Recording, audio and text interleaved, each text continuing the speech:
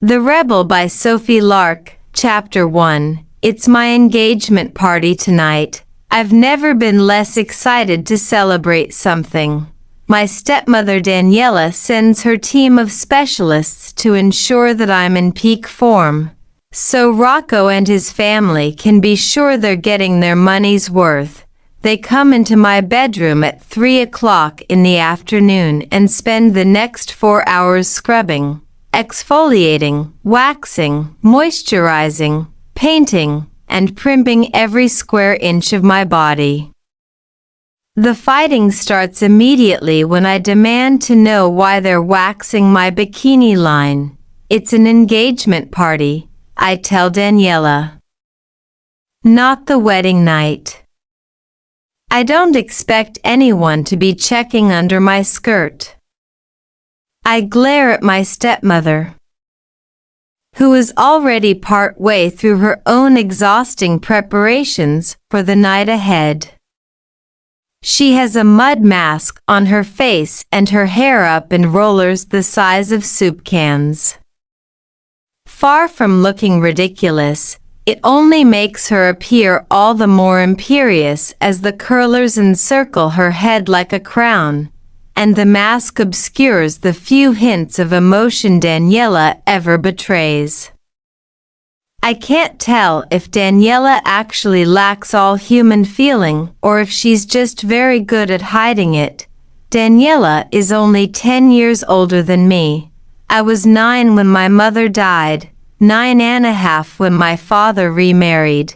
He used my mother up like an old sponge, putting her through 14 pregnancies, 10 miscarriages, 2 stillbirths, and the shameful arrival of me and my sister Catalina, none of which produced a male heir. That last stillbirth was the death of her.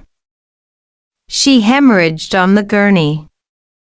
The darkest part of me suspects that my father held back the doctor, allowing the life to drain out of my mother as punishment for the fact that even that final breathless baby was a girl.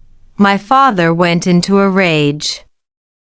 There was no comfort for Catalina and me, no time to mourn our mother. Instead, he ordered flower girl dresses. He was already making arrangements to marry Daniela, the youngest daughter of rival Galician clan chief. Her sisters had produced 2 sons each for their husbands. Proof in my father's eyes that Daniela would likewise be fertile and useful.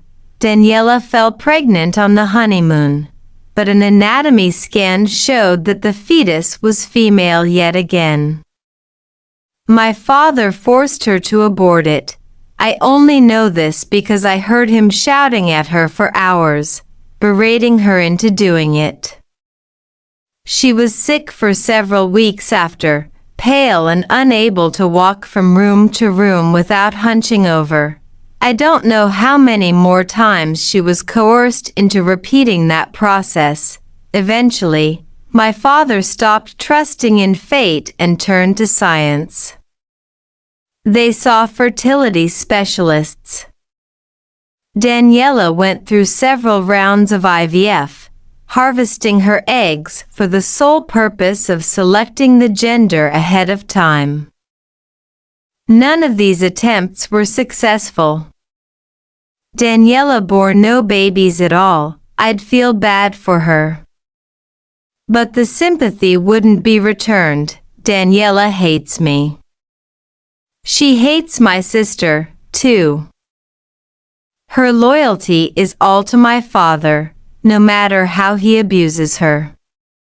She's his constant spy, acting as jailer to Catalina and me and helping carry out all my father's most insidious plans for us. Like this engagement, it was Daniela who brokered the deal with Rocco Prince and his family. She told Rocco's mother that I was intelligent, studious, obedient, submissive, and of course, beautiful. When I was only 12 years old, She sent the prince's photographs of me laying by the pool in my swimsuit. The prince's first visit soon followed.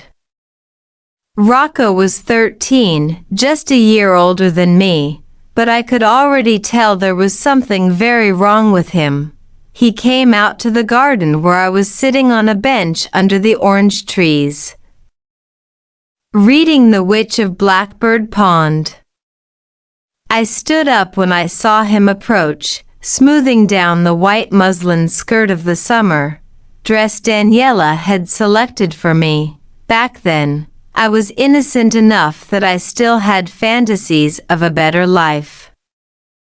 I had seen movies like Sleeping Beauty and the Swan Princess where the prince and princess were betrothed by their parents, but their love was genuine.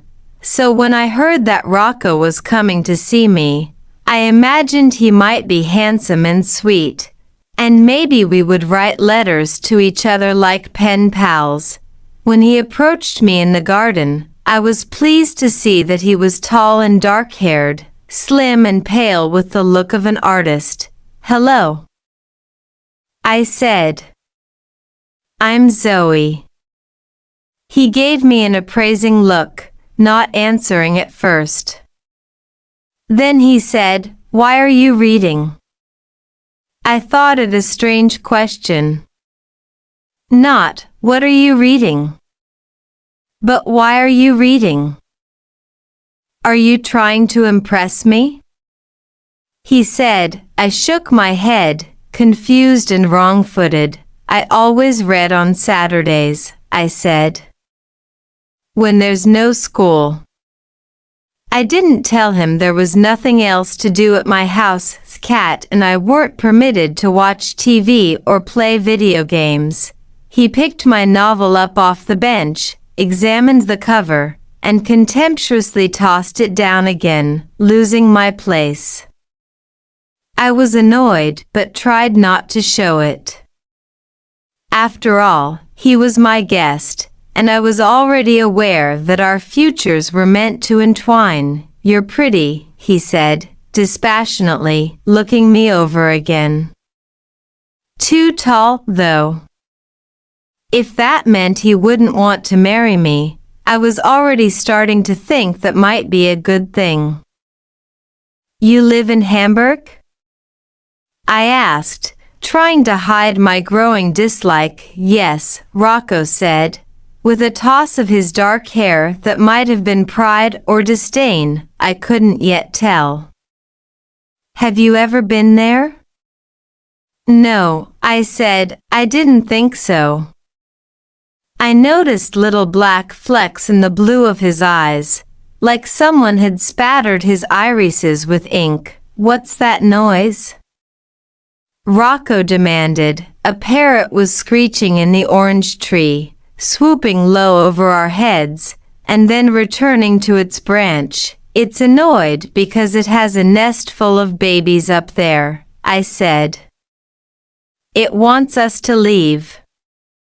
Rocco reached inside his jacket and took out a pellet gun. It was small, only the size of a pistol. I assumed it was a toy gun, and I thought it was childish of him to carry it around. He pointed it up at the small green parrot, following its flight path in his sights. I thought he was play acting, trying to impress me. Then he squeezed the trigger. I heard a sharp puff of air. The parrot went silent, cut off mid-cry, dropping like a stone into the flower bed. I cried out and ran over to it. I picked the parrot up out of the earth, seeing the small dark hole in its breast. "Why did you do that?" I shrieked. I was thinking of its babies up in the nest. Now that the parrot wasn't squawking anymore, I could hear their faint cheeps. Rocco stood next to me, looking down at the moss-colored bird. It looked pathetic in my hands, its wings folded and dusty. "The chicks will wait and wait," he said. Then eventually they'll starve." His voice was flat and expressionless. I looked in his face. I saw no guilt or pity there. Just blankness, except for the tiny upward curl of his lips. Those little black specks on his irises reminded me of mold. Like there was something rancid in him, rotting him away from the inside. "You're horrid," I said, dropping the bird and wiping my palms atavistically on the sides of my dress. Then Rocco did smile, showing even white teeth. "We're just getting to know one another," he said. Rocco has not improved on further acquaintance. Every time I see him, I loathe him more. Tonight I'll be expected to dance with him, to hang on his arm, to gaze at him as if we're in love. It's all a performance for the guests. He doesn't love me any more than I do him. The only thing he likes about me is how much I despise him. He enjoys that very much. That's the man for whom Daniela demands that I wax my pussy. I stare at her with deep distrust, wondering what she knows that I don't. Why does she think it's important that I be perfectly smooth from the chin down? What does she expect to happen? I'm not doing it, I tell her. He's not touching me tonight. Daniela tilts her head to the side, eyes narrowed. She's quite beautiful, I'd never deny that. She has the austere look of a saint in a painting. Like a saint, she worships a cruel and vengeful God. My father, you'd better learn to please him. She says quietly. It will be so much harder on you if you fight. The things a man can do to his wife when she's trapped with him, all alone in a big house like this, with only his soldiers around. She blinks slowly in a way that has always reminded me of a reptile.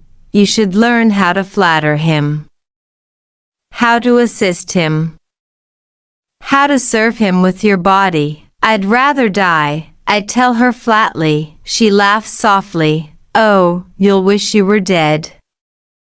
She says. She nods to her team of estheticians. With something approaching force, they push me down on the chaise, pry my legs apart, and spread hot wax over the entirety of my pussy, all the way up to my anus. Then they rip the wax off in strips, until I'm bald as an egg absolutely everywhere. Daniela watches the whole thing, then examines the final result. She checks my bare pussy for any sign of deformity that might derail her plans. Then she nods her approval. When I was presented to your father, I was stripped naked in front of a dozen of his soldiers.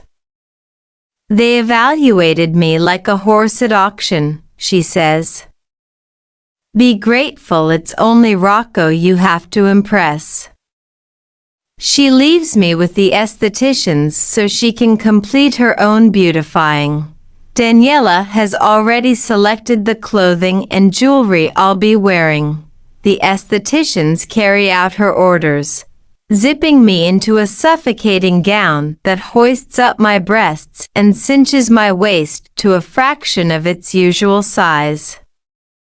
The gown is long, gold, and sparkling, with the sort of sleeves that are not sleeves at all, but only fabric draped below the shoulders.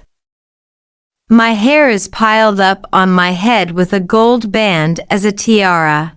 It's all undeniably beautiful, in impeccable taste. I'm a glittering golden gift. A black shroud would be more fitting. I feel like I'm going to my own funeral. I'm like those maidens the Incans used to sacrifice to the gods, the virgins of the sun. All year they were fed delicacies, maize and llama meat. They were bathed and beautified with feathered headdresses and exotic shell necklaces.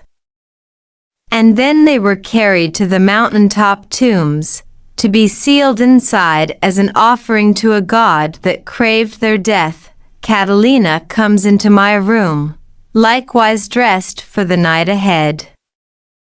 Cat perfectly suits her name. She's small and lithe, and she moves as silently as a little black cat. She has a pretty heart-shaped face, large, dark eyes, and a dusting of freckles across her nose. She's dressed in a pale lavender gown. Even though we're only a year apart, she looks much younger.